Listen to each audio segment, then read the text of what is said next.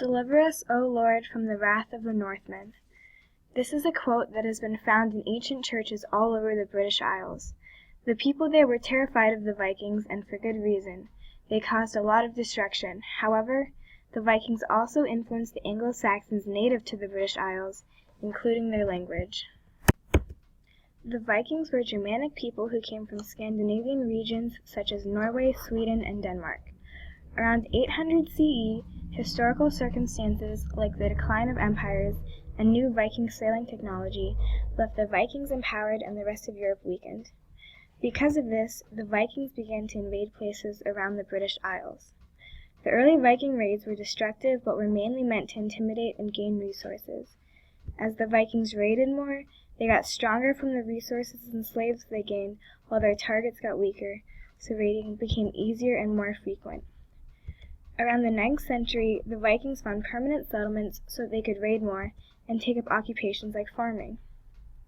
We can tell where Vikings settled based on place names. If the name of a certain town has Scandinavian roots, it is likely that a Norse population lived there. For example, the name Shetland, an old Viking town, indicates Norse roots. However, once the Vikings settled, they lost mobility, their main advantage over the Anglo-Saxons, and the natives regained a lot of lost power and land. In the 10th century, the Vikings began raiding again. They ruled the British Isles from 1014 to 1042 CE. The last Viking attempt to conquer England was in 1066 CE, when the Viking king Harald Hardrada failed to take over, but Duke William of Normandy succeeded shortly after. In the midst of all this conquering, the Vikings were also influencing Anglo-Saxon culture. While the Vikings were usually depicted as violent, destructive people, they made a lot of beneficial changes to English culture. They inadvertently unified England, sparked urbanization and improved struggling towns, influenced clothing, tools, and art, improved the economy by farming, encouraged trade, and loaned words to English. But how did they share their language with the Anglo-Saxons? In 878 CE, the English and Viking kings made an agreement that divided England into the southern Anglo-Saxon community and the Vikings' northern Danelaw. The communication between these two settlements in the Midlands allowed for Old Norse to influence English. By the 14th century, English was frequently being written down, which allowed for standardization around England. Modern Standard English is a mix between the London and Midlands dialects. Midlands dialect is the mix between Anglo-Saxon language and the Norse language from the Danelaw, which means that the Vikings' language had a great impact on the language we speak today. The Vikings spoke Old Norse, which was made up of different Scandinavian languages, such as Danish, Norwegian, and Swedish. The Scandinavian languages are a part of the Germanic language family, which explains why Old Norse was similar to Old English, which was influenced greatly by Germanic languages before the invasion of Vikings. When the Vikings invaded, they changed the native language and also incorporated some of those native languages into their own. The process to incorporate those changes took a long time. The Vikings had to settle down, and the native people had to get accustomed to the new language that was fairly similar to their own, which allowed the two languages to slowly become integrated. Old Norse had a huge influence on Old English, making it similar to what we know today as modern English. Old Norse introduced lots of words to Old English. Some words that are noticeable as Scandinavian are skull, bag, kid, gap, and together. Old Norse was complicated and had different pronouns until the Vikings invaded. An example of Old English pronouns is they, pronounced hi, was similar to he, pronounced he. Another is their, pronounced hera, which was similar to her, pronounced here. When the Vikings came, they eventually changed it so that there were specific words for each pronoun that weren't confusing, and these were they, them, and their. These words are of Scandinavian origin. Before the Vikings invaded, Old Norse was influenced by Anglo-Saxons, which were people who had control of the Roman British population in the 400s. Some of the words that were introduced by the Anglo-Saxons were rear, carve, craft, hide, from, know, and heaven. When the Vikings came, they introduced new words that had the same meaning, such as raise, cut, scale, skin, fro, nay, and sky.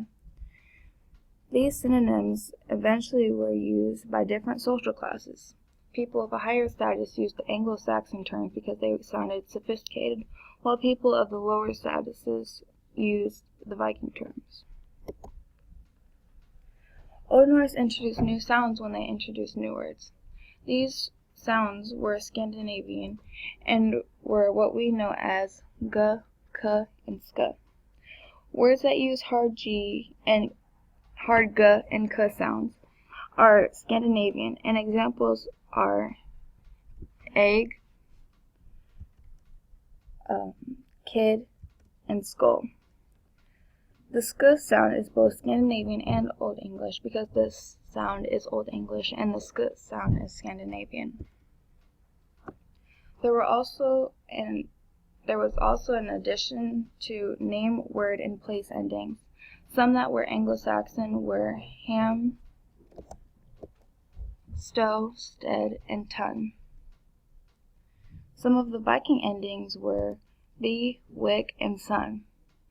There were also some endings that both Anglo-Saxon and Vikings shared, like ing. Vikings also introduced names such as toft and scale.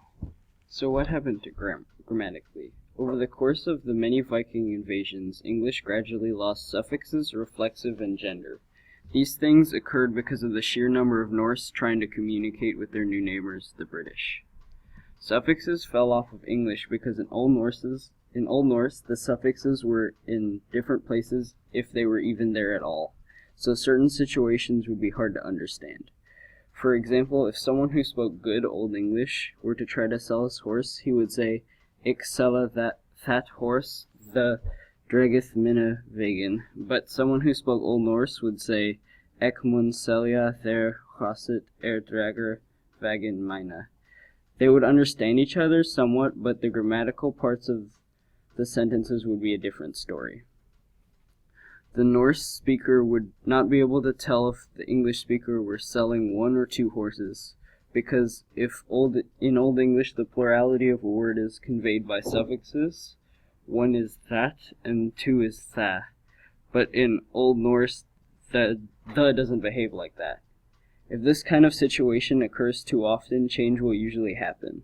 Suffixes disappeared so quickly because there was another change being forced on them. This change was the first sound shift.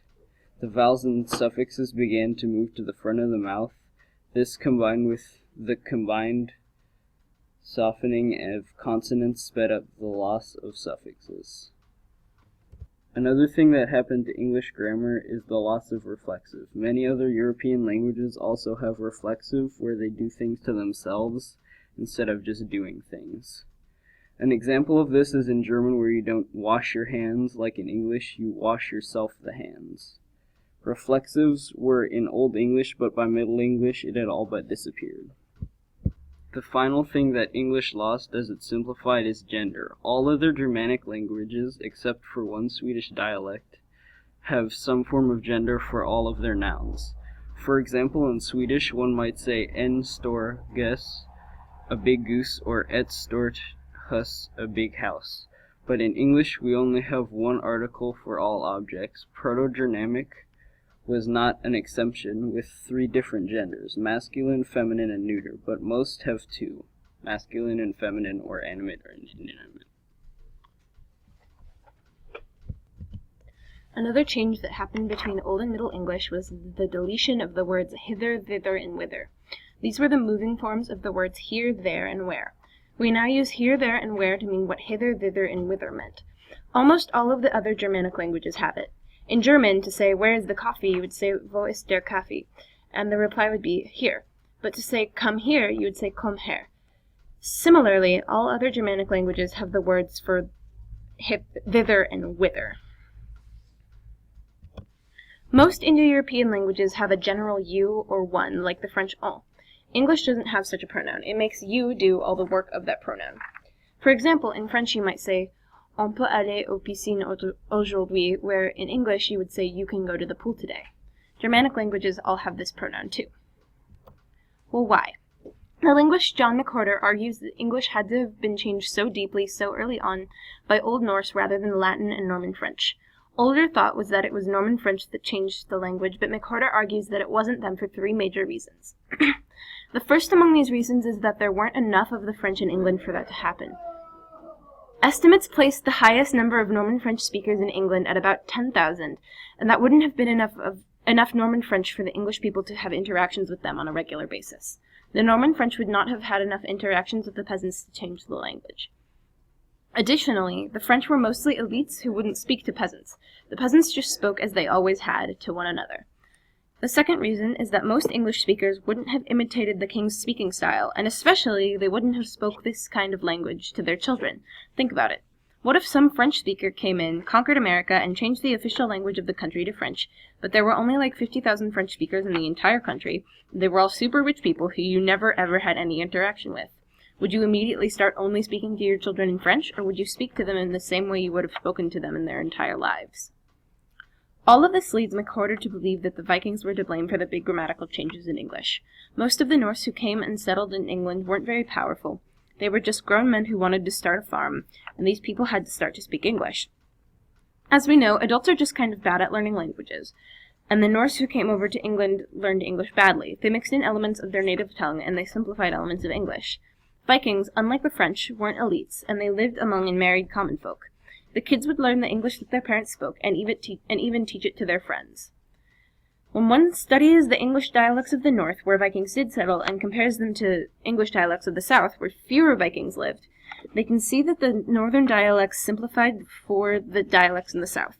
Dialects in the south contained elements of gender even into the 19th century.